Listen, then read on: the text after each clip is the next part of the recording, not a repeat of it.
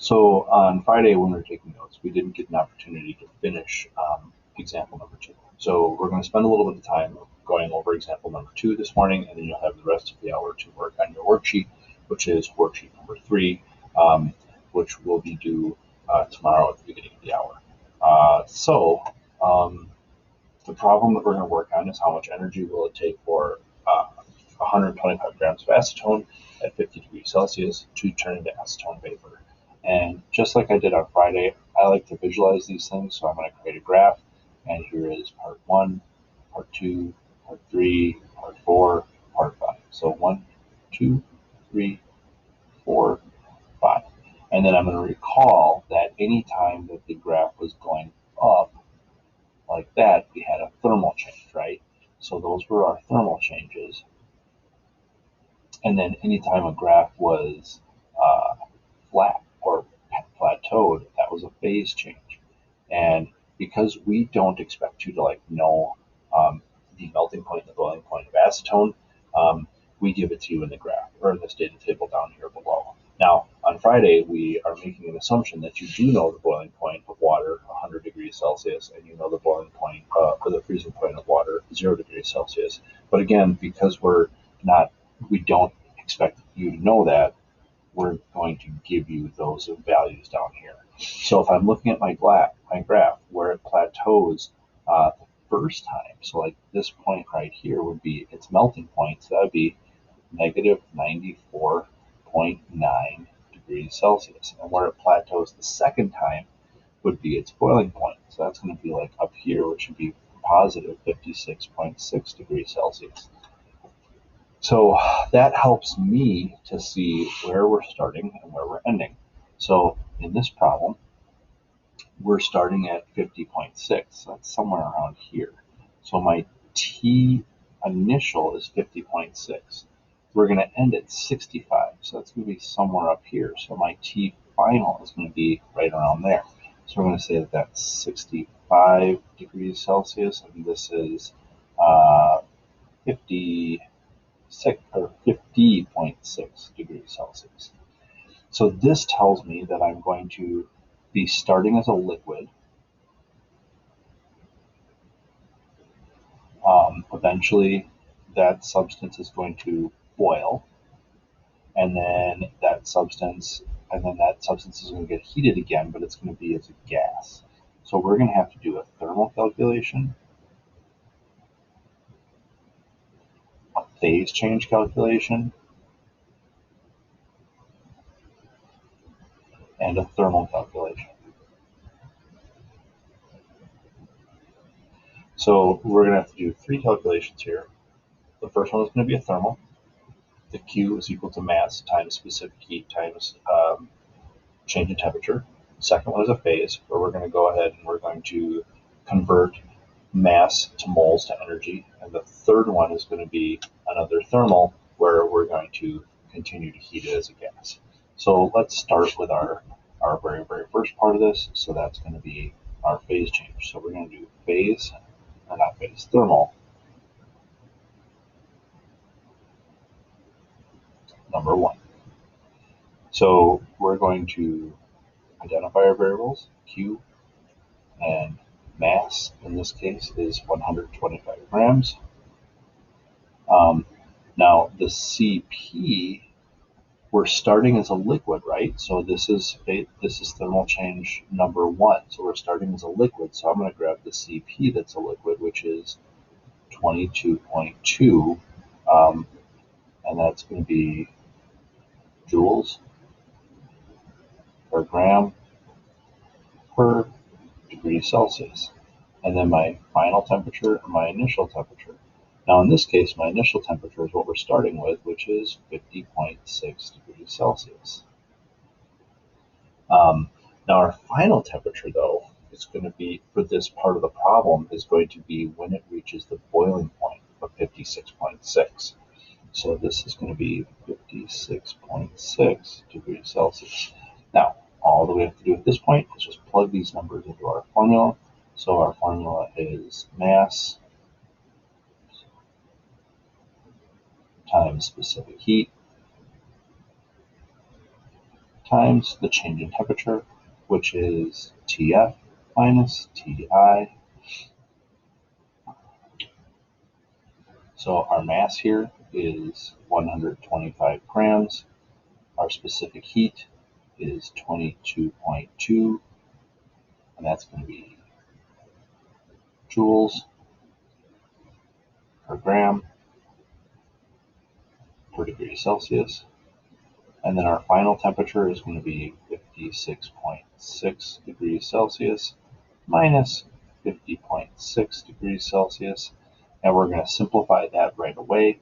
So we'll get to Q is equal to the 125 grams times the 22.2 joules per gram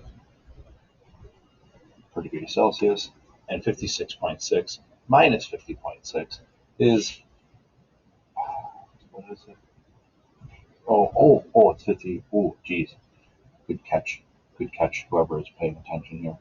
The boiling point is 56.5, not 56.6. E5, so that would be 56.5. Don't know why I did that so wrong up here also as well. Make sure I change that. 6. No. Oh yeah, 56.6. Why did I do that? Oh, 0.5. 56.5. Okay. 0.5. Okay. All right. Sorry. Now, I'm going to take the 56.5 minus 50.6, and that's 5.5.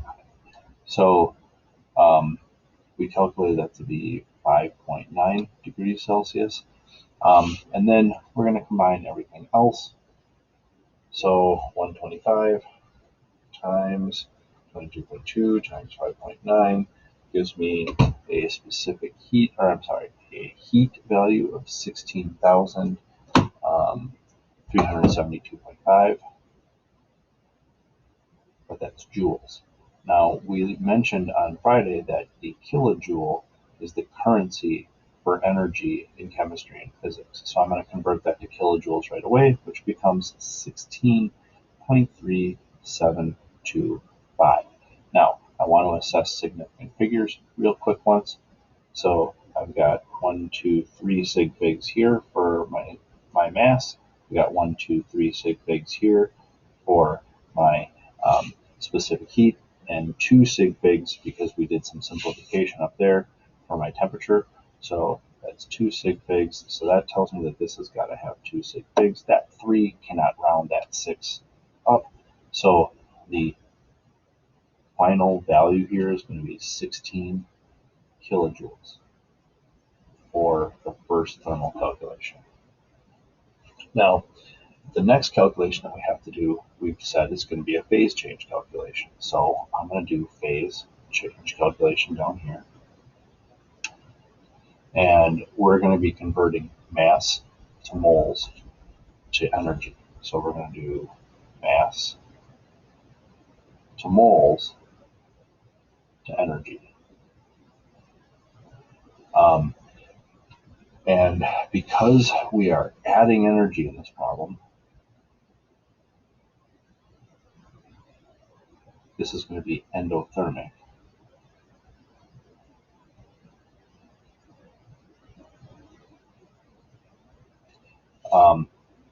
Delta H, vaporization,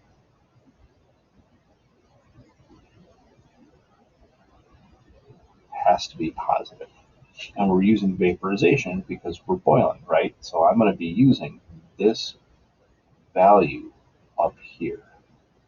So I'm just going to bring that down so I don't have to go back and forth for it all the time. So delta H, vaporization, is 30.2. And that's kilojoules in 1 mole. Okay, So I'm going to start my problem. I'm going to take my 125 grams of acetone, which is C3H6O, and I'm going to go from mass to moles to energy.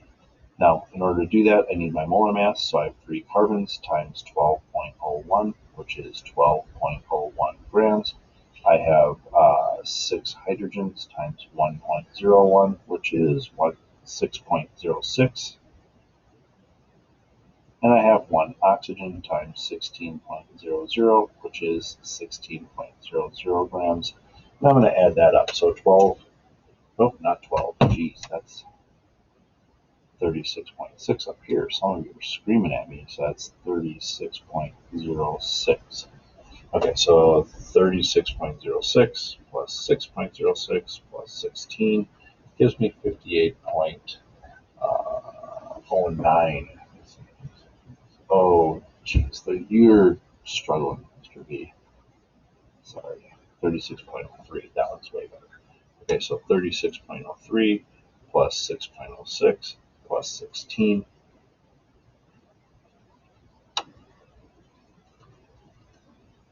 Yeah, that's 58.09. So that's 58.09 grams in 1 mole of acetone, C3H6O. So I'm going to take the 58.09 grams of C3H6O and put it, and then the 1 mole of C3H6O. And so now I've gone from mass to mole.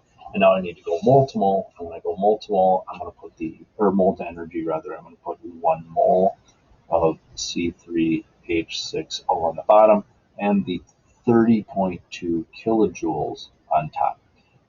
Remember, because that's our heat of fusion. So that's C3H6O, that looks better.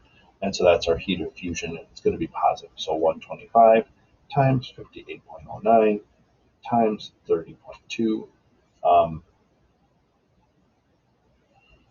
125 times 30.2 divided by 58.09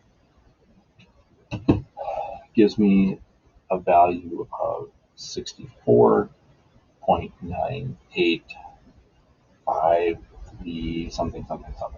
Now, going back to assess significant figures, this value here has 3 sig figs, this value here has 4 sig figs, and this value here has 3 sig figs. So my answer should have 3 sig figs. So 1, 2, 3. That 8 rounds the 9 up. So my final value for the phase change is going to be 65.0. And that's going to be kilojoules. So now I've got my phase change. So now I need to do thermal change number 2.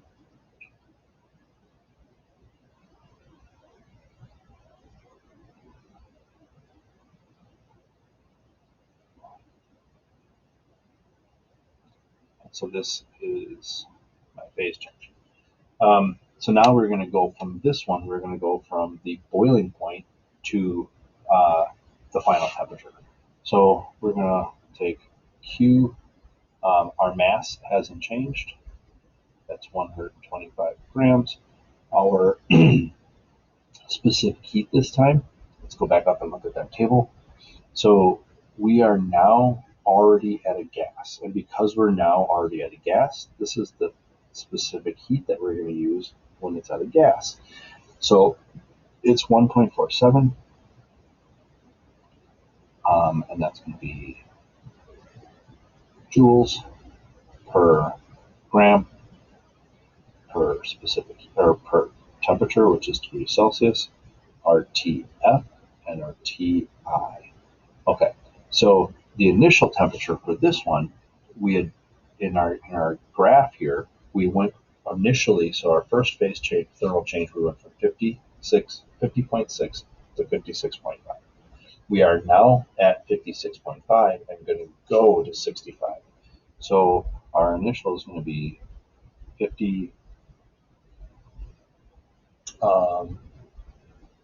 Make sure I read it correctly this time, 56.5. And our final is going to be 65.0. Okay. So I'm going to plug this into our formula. Q is equal to mass times specific heat times change in temperature, which is TF minus TI.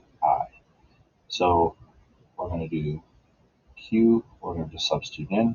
So we have 125 grams. Our specific heat is 1.47, and that's going to be joules per gram per degree Celsius. And then the temperature here is, our final temperature is going to be 65.0 degrees Celsius minus 56.5 degrees Celsius. So simplifying, so 65 minus 56.5 gives me 8.5 positive. So Q 125 grams, 1.47. That's going to be joules per gram per degree Celsius.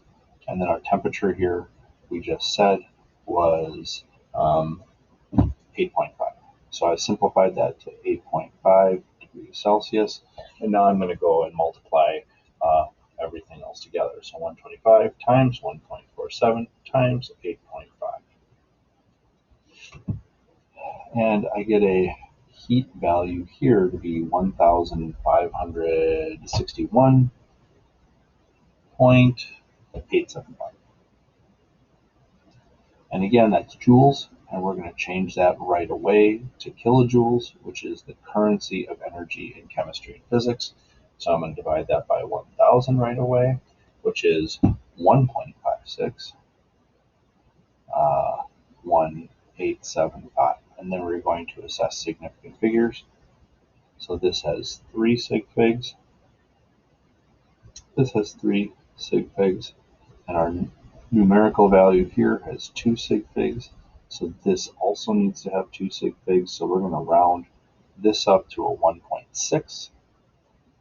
So we have 1.6 kilojoules.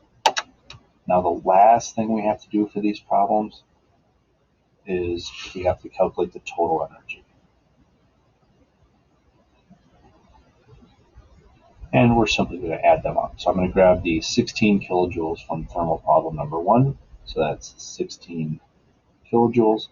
I'm going to grab the 65 kilojoules from the phase change calculation.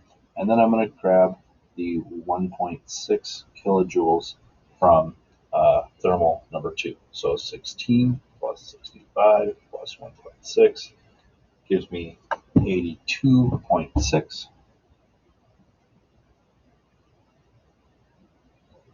And when we assess significant figures when we're adding, we always round to the fewest number of decimal points. So that 6 can round that 2 up.